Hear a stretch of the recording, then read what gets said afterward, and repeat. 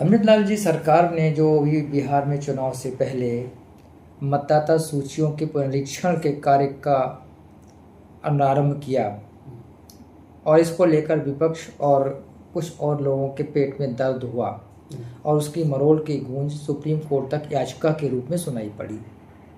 Supreme court ने अपना फैसला सुना दिया कि नहीं भाई, ये संविधान के दायरे में हो रहा है और इसको होते रहना चाहिए, हालांकि कुछ सीमाएं उन्होंने लगाई हैं। तो हमारा प्रश्न ये नहीं है कि सुप्रीम कोर्ट ने क्या कहा, हमारा प्रश्न ये है कि मतदाता पुनरीक्षण से आखिर विपक्ष को क्या तकलीफ थी और उसको क्या कष्ट होने वाला था जो उसने इस पर रोक लगाने के लिए सुप्रीम कोर्ट में याचिका दाखिल की। देखिए, विपक्षी दल राष्ट्रीय सुरक्षा की दृष्टि को नजरअंदाज करके इस वोट बैंक को प्राप्त करते रहे हैं और चुनाव आयोग ने जो इसका पुनरीक्षण का कार्य किया है उसका समय भले ही गलत हो, लेकिन उसका उद्देश्य जो है बिल्कुल सही है और इस बात को सुप्रीम कोर्ट ने भी माना है कि उनका जो आदेश है उसको नहीं रोका जा सकता। इस सही कार्य के लिए सही और गलत समय का क्या मतलब है भाई?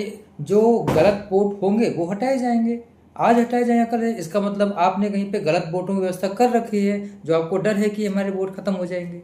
ठीक, बिल्कुल सही बात है। ये उनके वोट खत्म होंगे, इसमें कोई दो राय नहीं है और इसीलिए वो बिलबिला रहे हैं।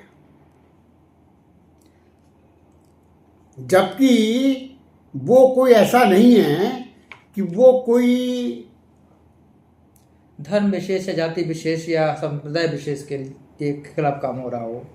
ना तो धर्म विशेष के लिए हो रहा है, ना जाति विशेष के लिए हो रहा है, ना कोई अगड़ा और पिछड़ा वर्ग के लिए हो रहा है। लेकिन पता नहीं विपक्षी दल ये क्यों मानते हैं कि ये सारे वोट हमारे ही काटे जाएंगे। अरे भाई, अगर वोट जो गलत है, चाहे तुम्हारा है या किसी और का है, वो ही काटा जाएगा।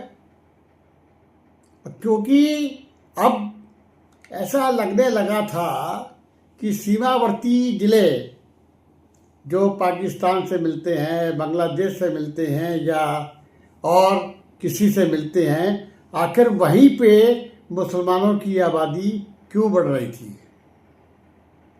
असदुद्दीन ओवैसी ने भी इस पर अपना बयान दिया और उनसे मिलते जुलते बयान और लोगों ने दिए। लेकिन क्या आपकी सत्ता लोलुपता, निजी स्वार्थ राष्ट्र की सुरक्षा और राष्ट्र की अस्मिता से बढ़कर हैं? विपक्षी दल को राष्ट्रीय सुरक्षा से कोई लेना देना नहीं है।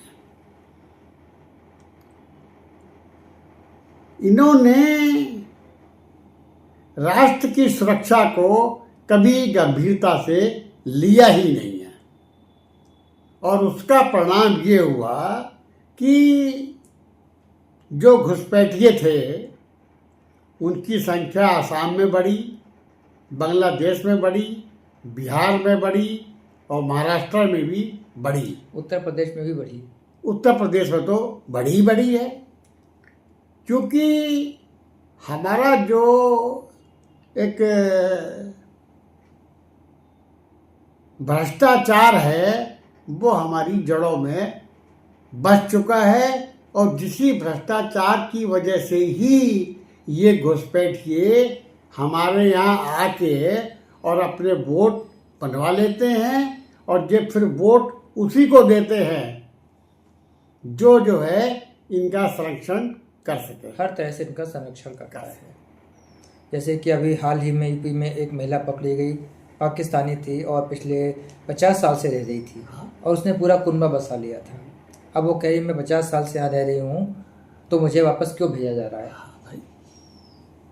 अब सवाल सिर्फ उस महिला का नहीं है, दोषी वो हैं जिन्होंने उसको वहां पर राशन कार्ड, वोटर कार्ड, आधार कार्ड सब बनवा के दिया। दोषी वो हैं, उनके खिलाफ सरकार के पास कोई कार्रवाई नहीं। हमारा जो है सिस्टम जो है उसमें भ्रष्टाचार इतना ज्यादा बढ़ गया है कि घुसपैठिए बहुत आसानी से आधार कार्ड, वोटर कार्ड ये सब बनवा लेते हैं। जबकि एक जेन्युइन व्यक्ति के लिए जन्म प्रमाण पत्र, मृत्यु प्रमाण पत्र बनवाना भी जो है बहुत टेढ़ी खीर है। वो महीनों दौड़ता है तब जाके उसका कागज बन पाता है। वो तो एक अलग चीज है, लेकिन इस तरीके के लोग बाई हुक और क्रॉक खुद नहीं करा सकते। इसमें बहुत बड़ा रैकेट चलता है। हाँ, कोई ना कोई बिचौलिया जो है करवाता है। बहुत बड़ा रैकेट राजनीति वो बिचौलिया जो है हमारे देश का ही होता है जी, सत्ता पक्ष होता है। सत्ता मोस्टली सत्ता पक्ष ही होता है, लेकिन वो कोई भी हो सकता है। जो भी कोई है उस पर कार्यवाही की आवश्यकता तो है, वो हमारी सरकार नहीं कर रही है।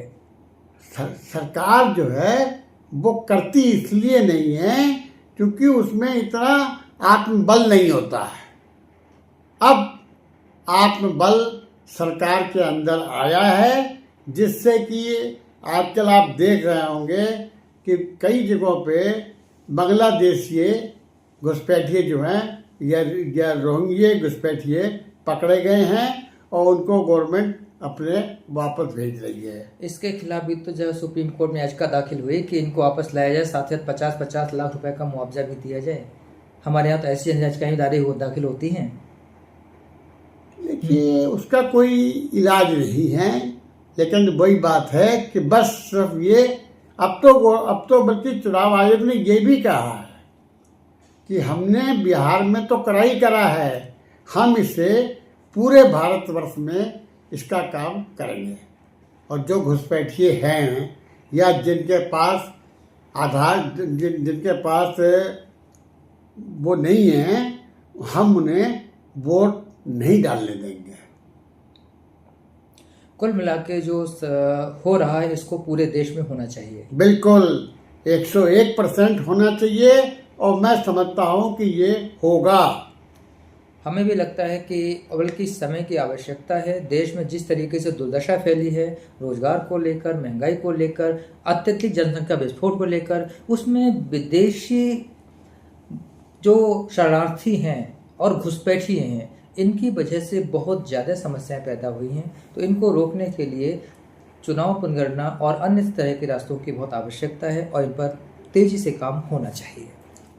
ये काम होना चाहिए और होगा, इसे कोई रोक नहीं पाएगा। इसे जो है जो इनको उम्मीद थी कि सुप्रीम कोर्ट इसे रोक देगा, लेकिन सुप्रीम कोर्ट ने वास्तविकता को स्वीकार किया है और चुनाव आयोग को भी जो है इससे बल मिला है। और अब चुनाव आयोग इस चीज को पूरे भारतवर्ष में कराएगा। जी बिल्कुल होना चाहिए। और इसी के साथ आज की चर्चा को विराम देते हैं। अगले दिन फिर किसी जरूरत मुद्दे पर मिलते हैं। तब तक के लिए आप सभी को नमस्कार। बने रहिए हमारे साथ पीलीभीत दर्पण पर। धन्यवाद। ठीक है सर।